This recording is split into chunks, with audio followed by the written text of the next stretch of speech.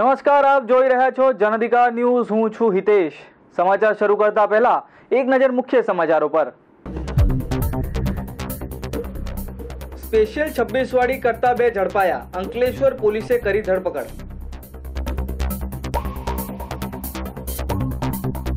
કોસંબામાંથી chemical ચોરીના કૌભાંડનો પર્દાફાશ, LCB અને કોસંબા પોલીસનું સંયુક્ત ઓપરેશન, 1 કરોડ 44 લાખનો મુદ્દામાલ જપ્ત। ગુજરાત બજેટમાં આંગણવાડી બહેનોના વેતનમાં વધારો, આંગણવાડી બહેનોએ વ્યક્ત કરી આભારની લાગણી। તો હવે જોઈએ સમાચાર વિસ્તારથી। અંકલેશ્વરમાં નકલી ઇન્કમટેક્સ ઓફિસર બની ઠગાઈ કરતા બે ભેજાબાજને અંકલેશ્વર પોલીસે ઝડપી પાડ્યા હતા। આ બંને ભેજાબાજે અંકલેશ્વરના વેપારીના 4 લાખ પડાવ્યા હતા। તાજેતરમાં જ અક્ષય કુમાર અભિનીત ફિલ્મ સ્પેશિયલ 26 રૂપેરી પડદે આવી હતી, જેમાં નકલી ઇન્કમટેક્સ ઓફિસર બનીને મોટા વેપારીઓને ચૂનો ચોપડતી ટોળકી અંગે દર્શાવવામાં આવ્યું હતું। આવી જ એક ઘટના અંકલેશ્વર ખાતે બનવા પામી છે। અંકલેશ્વરના એક વેપારીને ઇન્કમટેક્સ ઓફિસર બનીને આવેલા 4 જેટલા ગઠિયાઓએ ₹4 લાખનો ચૂનો ચોપડ્યો હતો। અંકલેશ્વર ખાતે અનાજ કરિયાણાની હોલસેલની દુકાન ધરાવતા ઇરશાદ શેખને ત્યાં 4 જેટલા યુવાનો આવ્યા હતા। તેઓએ પોતાની ઓળખાણ ઇન્કમટેક્સ ઓફિસર તરીકે આપી હતી। ઇન્કમટેક્સ ઓફિસરનું નામ સાંભળતા જ વેપારી ગભરાઈ ગયો હતો, જેનો લાભ લઈ ભેજાબાજોએ ₹4 લાખ પડાવી લીધા હતા। બપોરના અડધામાં 31/5/2000ના રોજ અમારી દુકાનેથી મેં ઘરે જમવા ગયો હતો। તે અડધામાં મારા પર ફોન આવ્યો કે આ રીતે સરકારી અધિકારી લોકો આવ્યા છે, તો તમે દુકાને અર્જન્ટ આવી જાઓ। ખાધા વિના ઘરેથી અમે દુકાને આવ્યા ને ત્યાં આવીને જોયું ને પૂછ્યું તો એ લોકોએ એમની ઓળખ income tax department Rakesh Sharma government of ઇન્ડિયાના માણસ હોવાનું જણાવી એ 3 થી 4 શખ્સો હતા, જે 3 ઈસમો મારી પાસે મને ખુરશી પર બેસાડીને એ લોકોએ ઘણા સવાલ જવાબ કરેલા અને સવાલ જવાબ દરમિયાન એમણે ફાઇલો, ચોપડાઓ, ઓડિટ રિપોર્ટો એ બધા માંગણી કરતાં મેં એમને તમામ વસ્તુ બતાવી હતી। એમણે કલાકથી 1.5 કલાક સુધી એમણે પોતાના ચોપડાઓમાં અને ઓડિટ રિપોર્ટમાં બધી તપાસ કરતાં એ લોકોએ મારી સમક્ષ ઘણી મોટી માંગણી મૂકી હતી કે ભાઈ તમારી હિસાબોમાં બહુ ગડબડ છે, તમારે આ રીતે દંડ આવે એવો છે ને ₹4 લાખ તમારે અમને આપવા પડશે, નહીં તો તમને અમે કાયદેસર કાર્યવાહી કરીશું। તમારી દુકાનને સીલ મારવાની બી સત્તા છે, તમારા જેલ ભેગા કરવાની બી સત્તા છે। આથી ડરાવી ધમકાવીને આ લોકોએ અમારી જે ઉપર આક્ષેપો મૂકીને આ લોકોએ અમારી સાથે ચીટિંગ કરી છે। તે ₹4 લાખ અમારી સાથે તોડ કરી ગયા છે। આ ઘટનાની જાણ કોઈને ન થતાં ભેજાબાજોની હિંમત વધી ગઈ હતી અને બારડોલી ખાતે આવી જ બીજી ઘટનાને અંજામ આપવા જતાં પલડું ઉલટું પડ્યું હતું, જે પૈકી 2 આરોપીઓ પોલીસના હાથે ઝડપાઈ ગયા હતા। પૂછતાછ કરતા તેમણે અંકલેશ્વરનો ગુનો પણ કબૂલ્યો હતો, જેના આધારે અંકલેશ્વર જીઆઈડીસી પોલીસે ફરાર આરોપીઓ પૈકી એકને ટ્રાન્સફર વોરંટથી ઝડપી પાડ્યો હતો, જ્યારે એક હજી નાસ્તો ફરે છે। અનમોલ પ્લાઝા શોપિંગમાં મોહમ્મદભાઈ શેખની અનાજ કરિયાણાની દુકાન આવેલ છે, જે દુકાનમાં ગઈ તારીખ 31/5/2014ના રોજ બનાવટી ઇન્કમટેક્સના ઓફિસર તરીકે બનીને 4 માણસો આવેલા હતા, જેમાં ₹4 લાખની તોડ કરી અને આ લોકો જતા રહેલા હતા। જે 26 તારીખે બારડોલી પોલીસ સ્ટેશનમાં ગુના નંબર 189/14માં ત્યાં પણ આ રીતેનો ગુનો કરેલો હતો, એમાં પકડાયેલા હતા। જેમાં એક આરોપી જામીન ઉપર છૂટી ગયેલો હતો અને એક આરોપી જેલમાં હતો, જેને અહીંયા પોલીસ સ્ટેશનમાં ગુનો દાખલ થયેલો ₹4 લાખનો। એમાં અમો એક આરોપીને હવે સબજેલમાંથી લાવેલા છે બારડોલીથી, અને બીજો એક આરોપી છૂટી ગયેલો હતો, એને કાલે પકડી લીધો છે અને ગઈકાલે 19:00 વાગે એમને પણ અટક કર્યા છે અને આજે એમની બંનેની રિમાન્ડ પ્રક્રિયા ચાલુ છે, તપાસ ચાલુ છે। વધી રહેલી આવી છેતરામણીની ઘટનાઓ અંગે પોલીસ હવે શું કરશે તે જોવું રહ્યું। ધર્મેશ પટેલ, જન અધિકાર ન્યૂઝ, અંકલેશ્વર।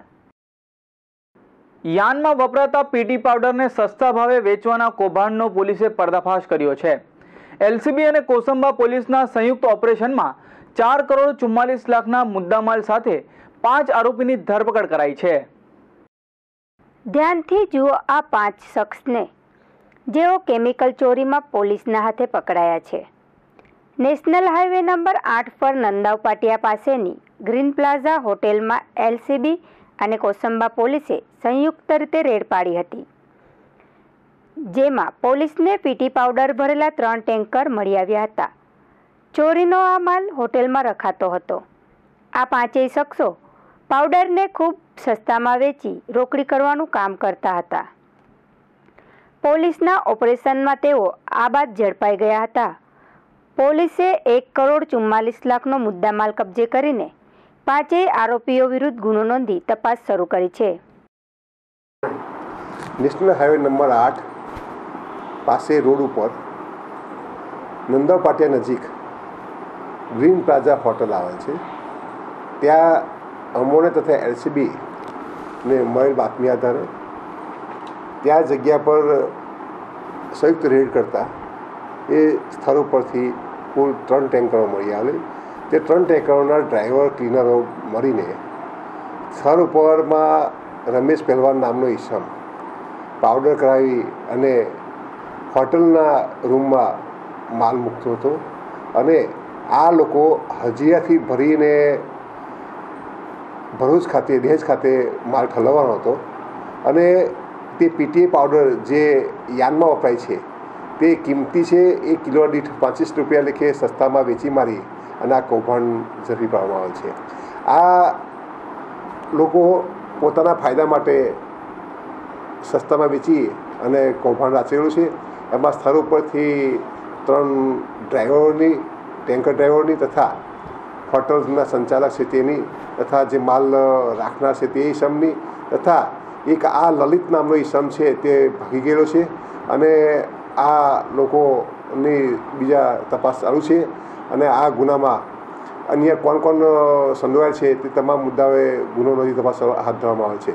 આ ટેન્કરોના માલિક પોતાના જે હજીરા ખાતેથી ભરીને દહેજ ખાતે મોકલવાનો હોય અને તેઓ આવતા તેઓની પૂછપરછ કરતા તેઓને પોતાને કંઈ ખબર નથી અને તેઓના માલિકોને આ ડ્રાઈવરોએ વિશ્વાસઘાત કરેલો છે. તેઓને કંઈ ખબર નથી. વિશ્વાસઘાત અંગેનો આ ગુનો નોંધવામાં આવ્યો છે અને આ તપાસ તજવીજ હાથ ધરવામાં આવી છે. કેટલો મુદ્દામાલ છે? આ કામમાં કુલ 1,44,00,000નો મુદ્દામાલ કબજે કરવામાં આવ્યો છે. સાહેબ, આ લોકો કેટલો સમય જવું પડે?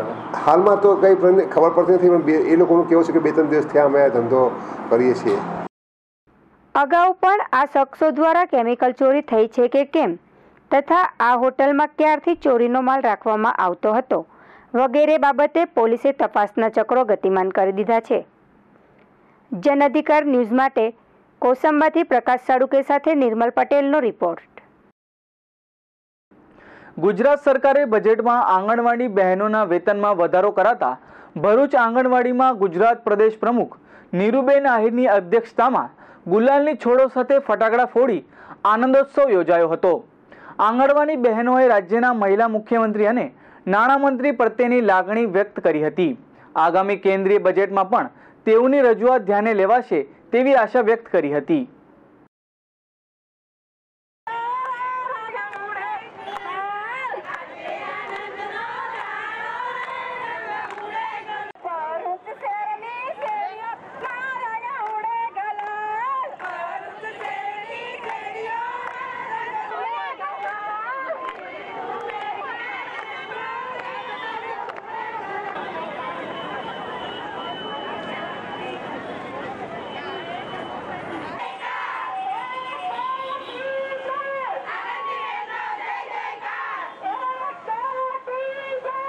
અમારા પગારમાં 300 રૂપિયા વધારો કર્યો એટલે અમે બહુ જ આનંદ છે.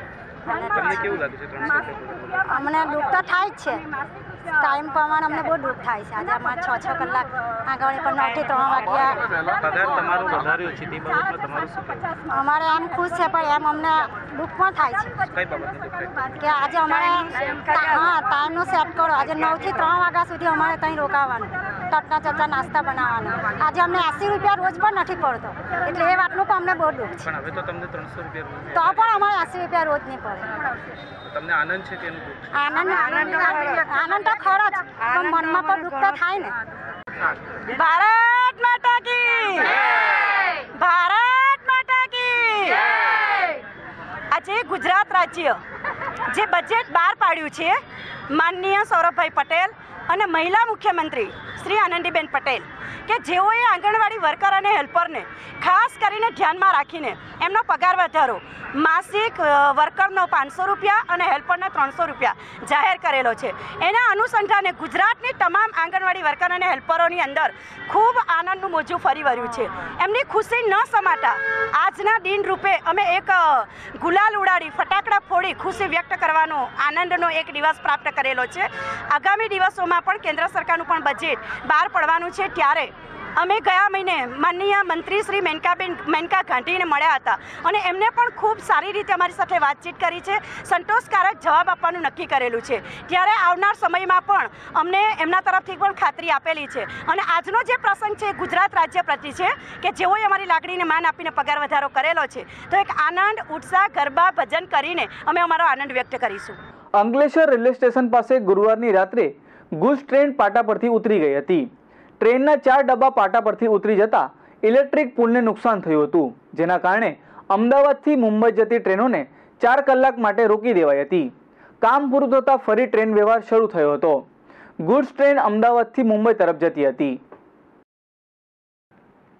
ગુરુવારે ભરૂચ અંકલેશ્વર વચ્ચે પસાર થઈ રહેલી ગુડ્સ ટ્રેનના 4 ડબ્બા રાત્રે 10:30 વાગ્યાના સુમારે પાટા પરથી ખડી પડ્યા હતા, જેને પગલે મુંબઈ તરફ જઈ રહેલી 11 ટ્રેનોને અમદાવાદ, વડોદરા અને ભરૂચ સ્ટેશનો વચ્ચે જ અટકાવી દેવાઈ હતી. પરિણામે 10,000 મુસાફરો અટવાઈ ગયા હતા. અકસ્માતના પગલે 25,000 વોલ્ટની ઓવરહેડ લાઇન તૂટી જતા પાવર સપ્લાય પણ બંધ થઈ ગયો હતો. અકસ્માતની જાણ થતાં જ રેલવે પ્રશાસને ઘટના સ્થળે ધસી જઈ સમારકામ શરૂ કર્યું હતું. જોકે મુસાફર ટ્રેન ન હોવાને કારણે મોટી દુર્ઘટના ટળી હતી. વડોદરાથી મુંબઈ તરફ જઈ રહેલી ગુડ્સ ટ્રેન 10 વાગે ભરૂચ અને અંકલેશ્વર વચ્ચે પસાર થઈ રહી હતી, ત્યારે 4 વેગન પાટા પરથી ખડી પડ્યા હતા. પરિણામે મુંબઈ તરફનો અપ ટ્રેન વ્યવહાર ઠપ થઈ ગયો હતો. અકસ્માતના પગલે રાત્રે અમદાવાદથી મુંબઈ તરફ જઈ રહેલી 11 ટ્રેનોને રસ્તામાં અટકાવી દેવાની રેલ પ્રશાસને ફરજ પડી હતી. અસર થયેલી ટ્રેનોમાં Gujarat express, Baroda express, Lokshakti express, Avantika express, Saurashtra express, Gujarat mail, Ahmedabad Poona Duronto express, frontier mail, Awadh express, golden temple અને રાજધાની એક્સપ્રેસનો સમાવેશ થાય છે. મનહર પટેલ અને ધર્મેશ પટેલ, જન અધિકાર ન્યૂઝ, અંકલેશ્વર. સુરત બ્રિજ દુર્ઘટનામાં આખરે જવાબદાર અધિકારીઓ અને એજન્ટ સહિત 18 સામે ગુનો નોંધાયો છે. ઉમરા પોલીસે ગુનો નોંધી તપાસ વેગવંતી બનાવી છે. અઠવાલાઇન્સ પાલને જોડતા કેબલ સ્ટેડ બ્રિજને સાંકળતા અઠવાલાઇન્સ ફ્લાયઓવર બ્રિજનો એક સ્પાન ગત 10મી જૂનના રોજ તૂટી પડતા 10 મજૂરોના મોત થયા હતા, જ્યારે 6 મજૂરોને ઈજા પહોંચી હતી. આ દુર્ઘટનામાં પોલીસે નિષ્ણાંતો અને ફોરેન્સિક વિભાગની મદદ લીધા બાદ જવાબદાર અધિકારીઓને નિવેદન નોંધ્યા હતા. આ તમામ પ્રક્રિયાને અંતે ગુરુવારે મોડી સાંજે ઉમરા પોલીસ મથકના પીઆઈ એસજી રાણાએ ખુદ ફરિયાદી બની દુર્ઘટના માટે જવાબદાર 18 વિરુદ્ધ ગુનો નોંધ્યો હતો. ઉમરા પોલીસે ફ્લાયઓવર બ્રિજનો કોન્ટ્રાક્ટ લેનાર રસના કન્સ્ટ્રક્શનના ડિરેક્ટરો મહેન્દ્ર પટેલ, રાજેન્દ્ર પટેલ, વસંત પટેલ, નવીન ઈશ્વર પટેલ અને બ્રિજના બાંધકામનો પાવર લેનાર સંજય નરોત્તમ પટેલ, પરેશ જયંતિ પટેલ, રસના કન્સ્ટ્રક્શનના સાઇટ ઇન્ચાર્જ જનક નાથાલાલ પટેલ, સુરત મહાનગરપાલિકાના બ્રિજ સેલના કાર્યપાલક ઇજનેર બી.કે. ગઢિયા, ડેપ્યુટી ઇજનેર એન.કે. દીક્ષિત, જુનિયર ઇજનેર J P. Akbari, president engineer B K. Nayak, assistant engineer Shailesh Hira Patel, technical assistant Bhavesh Patel, બ્રિજની ડિઝાઇન તૈયાર કરનાર અતુલ દામોદર ભોબે, એસપી ભોબે ઉપરાંત આકાશ દિનેશ પટેલ, આશા અમૃત પાટીલ અને મહેશ કુમાર તાસ્કંદી વિરુદ્ધ ગુનો નોંધાયો છે. બ્યુરો રિપોર્ટ, જન અધિકાર ન્યૂઝ, કિમ.